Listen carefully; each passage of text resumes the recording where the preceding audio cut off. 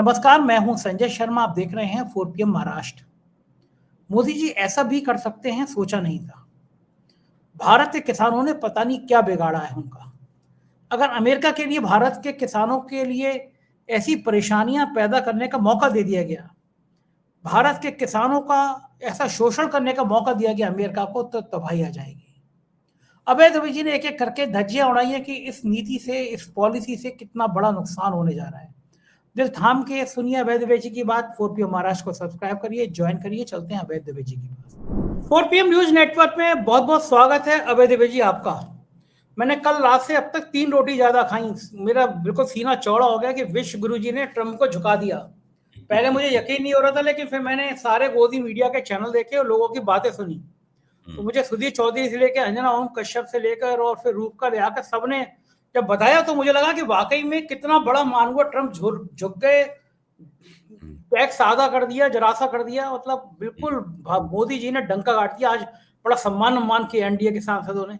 अब तो आप भी कह ही दीजिए कि मतलब विश्व गुरु का डंका बज रहा है, अमेरिका को झुका दिया। ऐसा कभी होता है कि भारत, इसका प्रधानमंत्री इस तरह अमेरिका को झुका दे? ट्रंप जितनी निकालते थे, बोलते थे, सबकी हवा निकल गई, ऐसा चैनलों ने मुझे बताया। अब मैं समझ नहीं पा रहा कि मतलब मैं क्या करूं, क्योंकि सारे चैनल ये कह रहे थे कि मोदी जी ने हवा निकाल दी, हवा निकाल दी, हवा निकाल दी। तो मुझे लगा कि अब आपसे पूछूंगा मैं, कितनी हवा निकली है ट्रंप साहब की? डर गए होंगे अब तो मोदी जी से। वो क्या लगता है आपको? देखिए, चैनल तो कह ही रहे हैं कि उन्होंने हवा निकाल दी ट्रंप की और ट्रंप को अपने सामने झुका लिया। लेकिन समस्या ये है, इसमें कुछ समस्या है और उस समस्या का संज्ञान हम लोगों को लेना चाहिए। वो समस्या ये है कि अमेरिका के जो कृषि मंत्री हैं, वो इस डील से बहुत खुश हैं। वो अगर संदीप चौधरी के शब्दों का इस्तेमाल करें तो वो मस्ती में झूम रही हैं। अमेरिका की कृषि मंत्री जो हैं वो मस्ती में झूम रही हैं। और उन्होंने एक ट्वीट किया, ट्वीट एक्स पे पोस्ट की है। ट्वीट तो हम लोग पुरानी आदत के मुताबिक बोल देते हैं। एक्स लेकिन पे मजा उन्होंने तो मुझे ट्वीट बोलने में आता है, एक्स बोलने में आता नहीं है मजा। जो भी हो, तो अब वो उन्होंने उसमें लिखा है कि परम आदरणीय राष्ट्रपति डोनाल्ड ट्रंप को धन्यवाद। जिस तरह पीयूष गोयल ने अपनी प्रेस कॉन्फ्रेंस में नरेंद्र मोदी को धन्यवाद दिया है, वाणिज्य मंत्री ने, इसी तरह वहां के कृषि मंत्री ने परम आदरणीय डोनाल्ड ट्रंप को धन्यवाद दिया है। उनके नेता वो हैं, इनके नेता ये हैं। और डोनाल्ड ट्रंप को धन्यवाद क्योंकि अब जो अमेरिका के किसान हैं उनको बहुत फायदा होने वाला है, उनकी आमदनी बढ़ने वाली है। उनके तमाम उत्पाद जो हैं, उनके जो तमाम उत्पाद हैं, वो जीरो टैरिफ के ऊपर भारत के इतने विशाल मार्केट में बिकेंगे। उससे बहुत बड़े पैमाने पर हमारे किसानों के बीच में रुपया आएगा। ये तो मैं केवल उसका एक जो बात मेरी समझ में आई वो आपके सामने पेश कर रहा हूं। आप चाहें तो उस ट्वीट को भी पूरा पढ़ सकते हैं, जिसमें सारे डिटेल में यही बात लिखी गई है। अच्छा, अब क्या है बात? अब आप एक बात बताइए कि एक डील में फायदा या तो अमेरिका के किसानों को हो सकता है या भारत के किसानों को हो सकता है। सर मैं 1 मिनट रुकूंगा। केवल हाँ, कांग्रेस का मैं ट्वीट पढ़ दे रहा हूँ, फिर आपसे बात करूंगा। कांग्रेस ने कहा है कि अमेरिका के कृषि मंत्री ब्रुक रोलिंग्स ने कहा है कि अब हाँ, अमेरिका के किसानों का प्रोडक्ट भारत के बाजार में बिकेंगे। हम्म, इससे अमेरिका के ग्रामीण इलाकों में पैसा आएगा। हम्म, अमेरिका के किसानों के लिए भारत का मार्केट बेहद जरूरी है। ट्रंप ने इस हम्म, डील से अमेरिका के किसानों का फायदा कराया। ये हम्म, भारत के लिए बेहद चिंताजनक है। हम्म, अमेरिका की कृषि मंत्री के बयान से साफ है कि मोदी सरकार ने भारत के किसानों के हितों को नजरअंदाज करके ये डील की है। इससे भारत में किसानों को नुकसान होगा। अब उन्हें अपने ही देश में अमेरिका के किसानों के साथ कंपटीशन करना होगा। ये पूरी तरह से भारत के किसानों पर भार है। नरेंद्र मोदी को जवाब देना चाहिए कि उन्होंने भारत के किसानों के हितों का सौदा क्यों किया। अच्छा, ये ठीक है। कांग्रेस का बयान। वही बात मैं कह रहा था चूंकि कांग्रेस विपक्षी दल है, उसने ये ट्वीट लिखा है तो उसने अपनी तरफ से कोई नमक मिर्च मिला दिया है। मैं नमक मिर्च नहीं मिलाऊंगा। मैं बिल्कुल मैं तो अब कोई कांग्रेस का सदस्य थोड़ी ना हूं। मैं तो निष्पक्ष हूं, आप भी निष्पक्ष हैं। दो निष्पक्ष आदमी बैठ के ये बात कर रहे हैं, तो हम दोनों अपनी तरफ से नमक मिर्च नहीं निकालेंगे। हम लोग तो समझने की कोशिश कर रहे हैं कि मामला है क्या। मामला दरअसल ये है कि 3 तरह के किसान होते हैं मोटे तौर पर। एक वो किसान जो कि खेती बाड़ी करके पैदा करते हैं। एक वो किसान जो कि मुर्गा पालते हैं, सुअर पालते हैं और बीफ पालने के लिए वो सब उसकी फार्मिंग करते हैं, वो किसान होते हैं, है कि नहीं? तीसरे किसान वो होते हैं जो डेयरी प्रोडक्ट चलाते हैं, दूध, दही, पनीर, ये घी, ये सब डेयरी प्रोडक्ट। 3 तरह के डेयरी फार्मर्स, और जो मीट फार्मर होते हैं, इनको आप पोल्ट्री फार्मर भी बोल सकते हैं, क्योंकि वो मुर्गा-मुर्गी पालते हैं। और तीसरे होते हैं वो किसान जो हम परंपरागत रूप से किसान कहते हैं, हल चलाते हैं और बीज बोते हैं और फसल काटते हैं। अच्छा, अब सवाल ये है कि ट्रंप का मानना ये है और उनकी कृषि मंत्री का मानना ये है कि अमेरिका के ये तीनों तरह के किसान जो हैं, वो इस डील से बहुत फायदे में रहेंगे। अब आप कल्पना कीजिए कि अमेरिकी दूध भारत में बिक रहा है। ये अमेरिकी दूध क्या चीज है? कभी आपने सोचा है इस बारे में? आपने नहीं सोचा है। आप ज्यादा दूध पीने के अभ्यस्त मुझे नहीं लग रहा है। मुझे दूध बहुत पसंद है, इसलिए मैं स्वदेशी जागरण मंच के बयानों को बहुत ध्यान से देखता हूं। तो स्वदेशी फिर जागरण मुझे मंच जी, फिर मुझे एक बात याद है, फिर मुझे एक बात याद है कि आज क्षमा चाह रहा हूँ, आपको टोक रहा हूँ। हाँ, जब योगी आदित्यनाथ जी ने शपथ ली तो मुझे लगा कि योगी जी गाय की बड़ी सेवा करते हैं, गाय के लिए बड़ा ध्यान रखते हैं, गाय पे बड़े राजनीति करते हैं। तो मुझे लगा लखनऊ के सारे मॉल के अंदर गौमूत्र, गाय का दूध, ये सब चीजें मिलेगी, तो मैं बड़ा खुश हुआ। लेकिन योगी जी ने एक गौमूत्र जो गाय है वो डेयरी प्रोडक्ट्स में नहीं और आता। उन्होंने दारू की दुकानें खोल दी उन्होंने हर मॉल के अंदर। गाय का कहीं प्रोडक्ट किसी मॉल में नहीं है। हाँ, उत्तर प्रदेश के मॉल में दारू की दुकानें खुली हुई। देखिए, आप ये सब चैलेंज देंगे तो फिर योगी जी दारू की दुकान खोलने वाले के सामने शर्त रख देंगे कि वो गाय के मूत्र की छोटी-छोटी बोतलें बेचें। जो अगर मान लो जो कोई आदमी विस्की लेने आया है, कोई आदमी वोडका लेने आया है, बियर लेने आया है, तो वहां शर्त ये होगी कि आप एक विस्की की बोतल पे 5 आपको जो है ना, छोटे-छोटे गाय गोमूत्र के मिनिएचर्स गौ खरीदने पड़ेंगे। हाँ, ठीक है, ये आइडिया ठीक क्योंकि है। आप इस तरह की बातें करना बंद कर दीजिए, वरना यही होने लगेगा। ये ठीक है। हाँ, तो मैं ये कह रहा हूं कि चूंकि मैं दूध पीने का शौकीन हूं, इटावा का रहने वाला हूं, इटावा दूध दही और घी के लिए जाना जाता है, आप भी इस बात को जानते होंगे। तो मैं स्वदेशी जागरण मंच के उन उस प्रचार से बहुत प्रभावित हुआ, जिसे स्वदेशी जागरण मंच ने कहा कि अमेरिका की गायों को मांस खिलाया जाता है, अमेरिका की गायों को चर्बी खिलाई जाती है, अमेरिका की गायों को खून पिलाया जाता है। तो मैंने सोचा कि भाई मवेशी तो शाकाहारी होते हैं, उनके तो दांत ही नहीं होते हैं गोश्त वोश्त खाने वाले, जो शेरों के या कुत्तों के या भेड़ियों के या चीतों के दांत होते हैं, उनके पास तो वो दांत ही नहीं होते, कुदरत ने उनको दांत दिए ही नहीं। फिर रिसर्च की मैंने, तो पता लगाया कि भाई गायों का जो दाना वगैरह होता है उसी में ये सब चीजें मिला दी जाती हैं, तो वो खा लेती हैं। खा लेने के बाद उनकी दूध देने की क्षमता बहुत ज्यादा बढ़ जाती है और वो बड़े पैमाने पर दूध देती हैं, और वही दूध जो है वो भारत में अमेरिकी डेयरी प्रोडक्ट के जरिए आएगा। तो जो भारत के सनातनी है वो सब दूध पीना पड़ेगा उनको।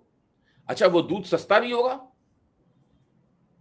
क्योंकि वो तो बहुत बड़े पैमाने पर उसका उत्पादन हो रहा है, एकदम मशीन की तरह गायें दूध दे रही हैं। भारत के डेयरी प्रोडक्ट महंगे होंगे उसके मुकाबले, तो यहां पर मजबूरी में वही दूध ज्यादा बिकेगा और हम किसी को पता ही नहीं होगा कि इस दूध के अंदर क्या है। दूध का स्वाद तो वही होगा जो दूध का स्वाद वो है। ये स्वदेशी जागरण मंच के आज ही स्वदेशी जागरण मंच के जो बहुत बड़े अफसर, बहुत बड़े अधिकारी हैं, उन्होंने खुद ही बताया है कि ये प्रचार हम ही ने किया है, हम ही ने ये जानकारी दी है कि मांस खाने वाली, चर्बी खाने वाली और खून पीने वाली गायें जो है वो अमेरिकी वो दूध देंगी, और वो दूध भारत के बाजार में इस समझौते के तहत आएगा और बिकेगा।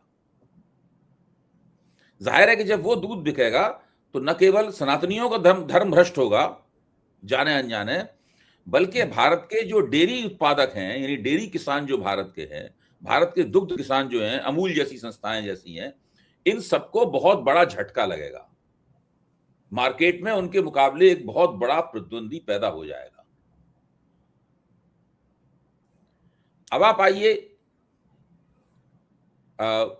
दूसरे प्रोडक्ट के ऊपर, जैसे कि मक्का है, सोयाबीन है। पूरे मध्य प्रदेश में कितनी सोयाबीन होती है, मध्य प्रदेश का सोयाबीन बहुत मशहूर है, और चूंकि उसमें उस मध्य प्रदेश की सोयाबीन सारी दुनिया में बड़ा लोकप्रिय भी है, सारी दुनिया के लोग मध्य प्रदेश में उत्पादित सोयाबीन को खरीदना और खाना चाहते हैं, उनके उत्पाद। लेकिन अमेरिका जो है जेनेटिकली मॉडिफाइड, इसको जीएम कहते हैं, जीएम सोयाबीन भारत भेजेगा। जब जीएम सोयाबीन भारत भेजेगा तो उसकी हमेशा मात्रा, उसकी उसकी उसकी कीमत कम होती है, वो सस्ता बिकेगा और मध्य प्रदेश के किसानों का सोयाबीन जो है वो बाजार से बाहर हो जाएगा। तो खून पीने वाली अमेरिकी गायें, उनका दूध और जेनेटिकली मॉडिफाइड सोयाबीन, इसी तरीके से जेनेटिकली मॉडिफाइड मक्का आएगा भारत में। चूंकि भारत में श्री गडकरी साहब जो हैं वो मक्के से एथेनॉल बनाते हैं, और एथेनॉल बनाना जो है वो भारत के नीति निर्माताओं को बहुत प्रिय है, उसका बड़ा जम के प्रचार किया जाता है। तो वो एथेनॉल जो है उस सस्ते मक्के से बनाएंगे, महंगा मक्का क्यों खरीदेंगे?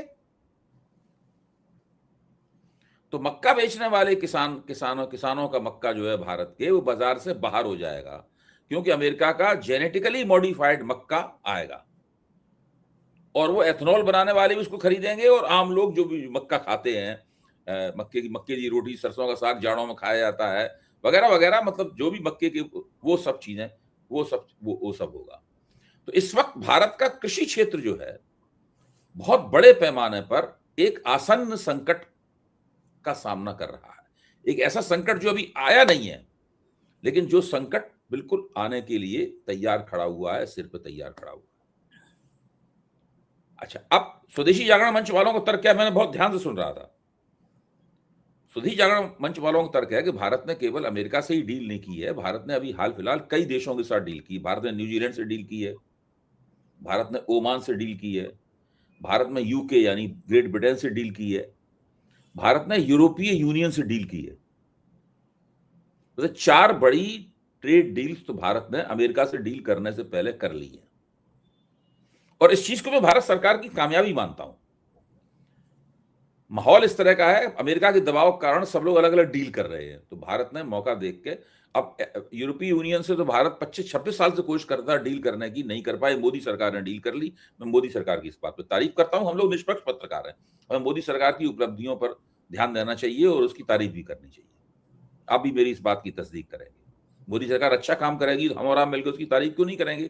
तो मैं तारीफ कर रहा हूं कि उन्होंने यूरोपीय यूनियन से डील कर ली। अच्छा, इन तमाम डीलों में भारत सरकार ने बिल्कुल दृढ़ता बनाए रखी कि वो किसी भी कीमत पर कृषि का क्षेत्र ना ओमान के लिए खोलेंगे, ना न्यूजीलैंड के लिए खोलेंगे, ना यूरोपीय यूनियन के लिए खोलेंगे, ना ग्रेट ब्रिटेन के लिए खोलेंगे।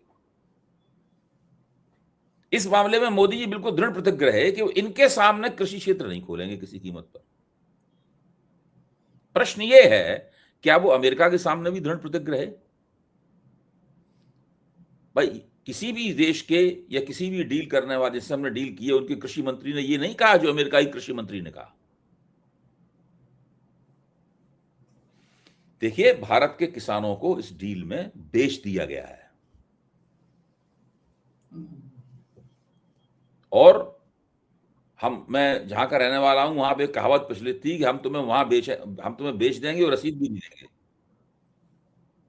एक कहावत तो लोग कहते हैं, अरे तू बड़ा 30 मार का बनता है, मैं तुझे बेच दूंगा और रसीद भी नहीं दूंगा। भारत के किसान बेच दिए गए और उनको रसीद भी नहीं दी गई। तो किया क्यों ऐसा? मोदी जी ने ऐसा क्यों अब किया? सवाल क्या इस बात का है कि आज पीयूष गोयल साहब प्रकट हुए, उन्होंने पत्रकारों को संबोधित करना शुरू किया। तो सारे पत्रकारों को, हमारे मित्र विनोद शर्मा, मैं उनसे बातचीत करना चाहता था, उन्होंने कहा पहले पीयूष गोयल की प्रेस कॉन्फ्रेंस सुन लेते हैं। ठीक है, आप भी सुनिए, हम भी सुनते हैं। वो अपने घर पे और हम अपने घर पे पीयूष गोयल की प्रेस कॉन्फ्रेंस सुन रहे थे। तो बाद में जैसी पीयूष गोयल की प्रेस कॉन्फ्रेंस खत्म हुई, विनोद जी का फोन आया, खोदा पहाड़ निकली चुईया। क्योंकि पीयूष गोयल ने अपनी प्रेस कॉन्फ्रेंस में डील के बारे में कुछ बताया ही नहीं। वो वाणिज्य मंत्री हैं, उनको वो नहीं बताएंगे तो कौन बताएगा? पता ही नहीं होगा उन्हें। तो राहुल गांधी घर आते रहे, राहुल गांधी ने ये किया, कांग्रेस ने ये किया, बड़े शर्मनाक लोग हैं, ऐसा घटिया विपक्ष नहीं देखा, वगैरह वगैरह, ये सब बोलते रहे। 20 मिनट में 15 मिनट तो राहुल गांधी घर आया, लेकिन ट्रेड डील में क्या है ये नहीं बताया उन्होंने। अच्छा, और सारा मसला किसानों का है। अमेरिका का कृषि मंत्री एक्स पर इतनी बड़ी पोस्ट लिख रही है, शिवराज सिंह चौहान कहां है? वो किस पद पे है? किस पद पे है वो? कृषि मंत्री। ये वही शिवराज सिंह चौहान है।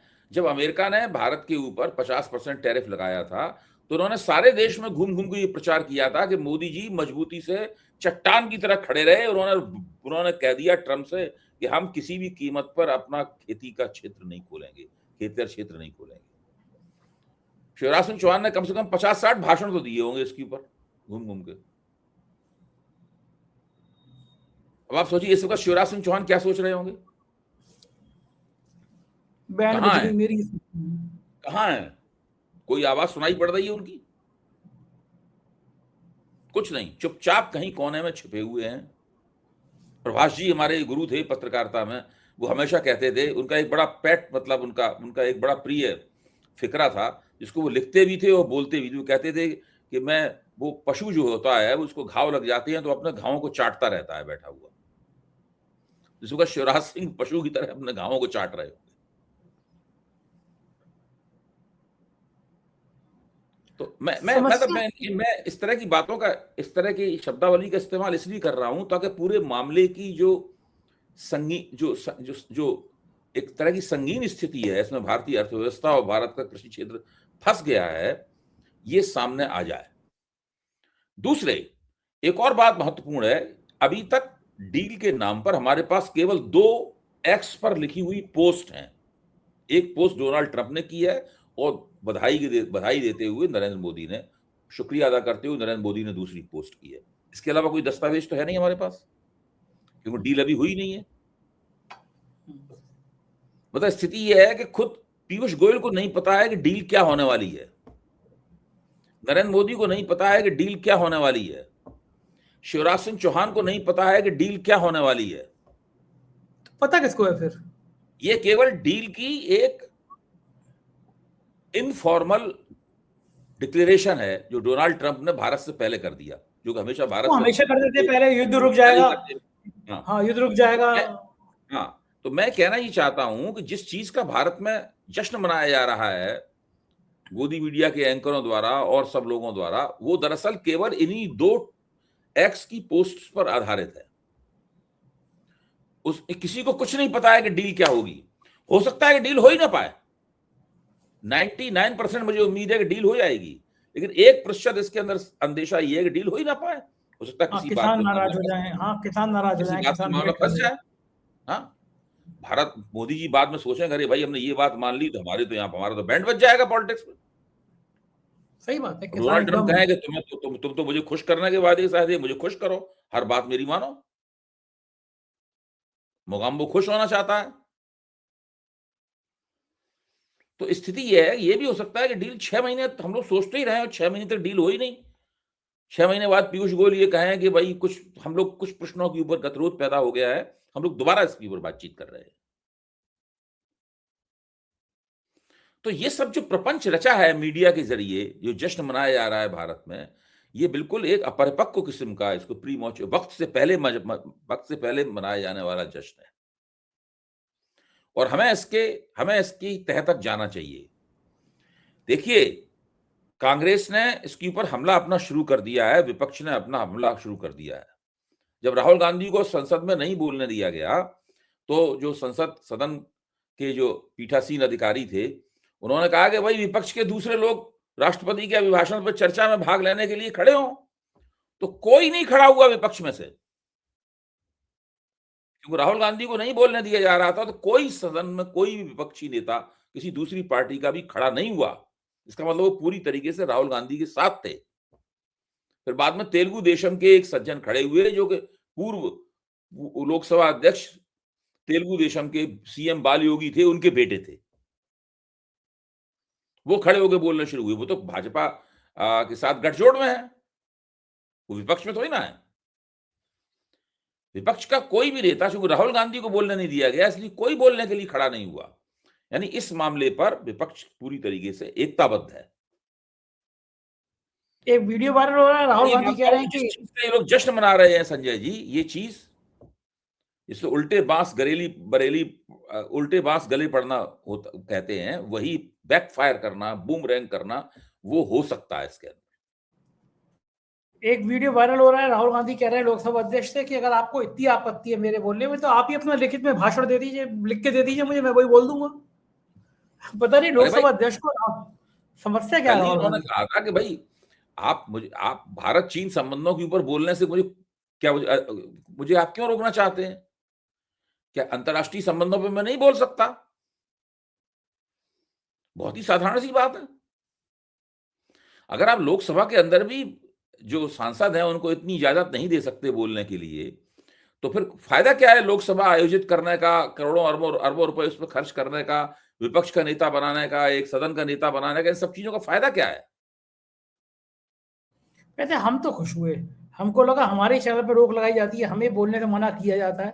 जब नेता विपक्ष को ही नहीं बोलने दिया जा रहा तो हमारे जैसे चैनल वालों की क्या स्थिति है? वो तो ऐसी नोटिस वोटिस भेजते रहेंगे, हमारे चैनल यूट्यूब हटाते रहेंगे। कुल लेकिन मिला के भाजपा लोकतंत्र का में काम ये था कि राहुल गांधी को ये बात ना बोलने दी जाए, जनरल नरवणे की किताब में क्या लिखा हुआ है, और सदन के रिकॉर्ड पे ना जा पाए। सब लोग जानते हैं उस किताब में क्या लिखा हुआ है, बच्चा बच्चा जानता है उस किताब में क्या लिखा हुआ है। हाँ, तो मैं सर्च कर देखिए, रहा था जनरल गूगल। नरवणे की किताब में जनरल नरवणे ने मोदी जी की तारीफ भी बहुत की है। केवल 1-1.5 पेज है बस, केवल। वो ही तो खतरनाक है। हाँ, जिससे पता लगता है कि ये जब इनको अपनी निर्णय लेना चाहिए था तो उस जिम्मेदारी को उन्होंने पूरा करने से इनकार कर दिया। वही तो सबसे सेंसिटिव बात एब्डिकेशन है। ऑफ रिस्पॉन्सिबिलिटी करते हैं, वो कर दिया उन्होंने। 100 सुनार की एक लोहार की, जाते जाते वो दांव चल दिया उन्होंने कि सारी बातें एक तरफ और फिर ये बात एक तरफ। लेकिन मैं देख रहा था गूगल सर्च पे सबसे ज्यादा उन्हीं की किताब के लोग सर्च कर रहे हैं, उन्हीं को किताब खोज खोज कर पढ़ रहे हैं कि मामला है क्या, क्या वाकई चीन के टैंक बढ़ रहे थे और हमारे रक्षा मंत्री देखिए, प्रधानमंत्री कर रहे थे। इस बहस ने, जो बहस हुई नहीं, मतलब एक बहस जो कि हुई नहीं, जिसको करना चाहते थे राहुल गांधी लेकिन सरकार ने उसको नहीं होने दिया, उस बहस ने केवल एक ही व्यक्ति की किताब को, एक ही व्यक्ति को अमर कर दिया है। उसका नाम है जनरल नरवणे। उनकी किताब को उन्होंने अमर कर दिया है। अब हमेशा के लिए ये किताब लोग याद रखेंगे। और उनका पूरा डायलॉग है ना जो उस किताब में लिखा हुआ है आखिर में, कि मुझे एक गरम आलू पकड़ा दिया गया। तो गरम आलू खाने से मुंह जल जाता है। हो सकता है अभी तक तो वो शांत रहे, वो भी सुप्रीम कोर्ट जाएंगे साहब, या तो मेरी किताब पे रोक ही लगा दें परमानेंट या अनुमति दे दें, नहीं, फिर वो मजा नहीं फिर जाएंगे। आएगा। क्यों जाएंगे? देखिए, वो नहीं जाएंगे। वो उस क्षण का इंतजार करेंगे जब ये सरकार नहीं रहेगी, तब उनकी किताब धूमधाम से प्रकाशित होगी और लाखों करोड़ों में बिकेगी। अच्छा और एक इन बताइए, लोगों को आपने आपने मुंह छिपाने के लिए जगह नहीं मिलेगी। अच्छा मुझे बताइए अभय जी, आपने तो दर्जनों किताबें लिखी हैं, अगर ये जी। व्यक्ति विदेश में किसी विदेश में जाए और विदेश में किताब ये पब्लिश करा दे तो क्या होगा? करा सकता है पब्लिश। फिर क्या होगा? नहीं, विदेश में कोई दूसरा पब्लिशर किताब को प्रकाशित करा सकता है और ये कह सकते हैं कि मैंने तो कोई इजाजत नहीं दी, उसने गलत पब्लिश कर दिया किताब को। और वो इंटरनेट पे किताब आ जाएगी? किताब आ जाएगी इंटरनेट पे। नहीं, किताब तो कितना पहले बड़ा हार्डबैक की प्रकाशित हो ही गई थी ना। हो ही गई थी। किताब तो हार्डबैक प्रकाशित हो ही गई थी, बहुत लोगों ने पढ़ रखी है किताब। अमेज़न में बिक रही थी किताब भाई, ये शुरू में। हाँ, बाद में हटा दी गई। हाँ, हाँ, बाद में क्या? डिफेंस रक्षा मंत्रालय ने इसको रोक दिया। अच्छा मोदी जी को डर क्यों लगता है? 56 इंच का सीना है, विश्वगुरु, इतना डरते क्यों है? ये जो सरकार, ये पार्टी, ये पूरा मामला है, ये लोग प्रबंधन में विश्वास करते हैं। जैसे ही कोई संकट आता है, वो संकट की बुनियाद को समझ के उसको पूरी तरीके से उसका एक अंतिम समाधान करने की बजाय उसके फौरी प्रबंधन में लग जाता है। मैनेजमेंट जो है सर, मोदी जी मैनेजर हैं दरअसल, अमित शाह दरअसल मैनेजर है, पीयूष गोयल दरअसल मैनेजर हैं, ये सब लोग मैनेजर हैं, हर चीज को मैनेज करते हैं। और वो अभी तक उनका अभी भाई एक तरह देखा जाए वो कामयाबी है, सत्ता में तो बने हुए हैं पिछले 11 साल से। अब आप देखिए, उन्होंने मैनेज नहीं किया। जैसे ही उनका बहुमत गया, उन्होंने कहा कि हम भाजपा का जो है वो संसदीय दल की बैठक ही नहीं बुलाएंगे, और वो कामयाब रहे इस बात को लेकर। बताइए, हम इतने मन से उठाते हैं, बाकी कोई नहीं उठाता। हम कल से इतने खुश थे गोदी मीडिया के चैनलों को सुन के, और आपसे बात करके सब हमारी खुशी आपने गायब कर दी। हमारे विश्व गुरु के बारे में जो सोचा था हमने, आपने सब हवा निकाल दी। बहुत बहुत शुक्रिया अभय जी, आपने समय दिया और ऐसी खरी खरी बातें बता दी आज। Thank you. ये तो अभय दुबे जी, पूरी बातचीत आपने सुनी, कैसी लगी बातचीत बताएगा जरूर। शुक्रिया, थैंक यू।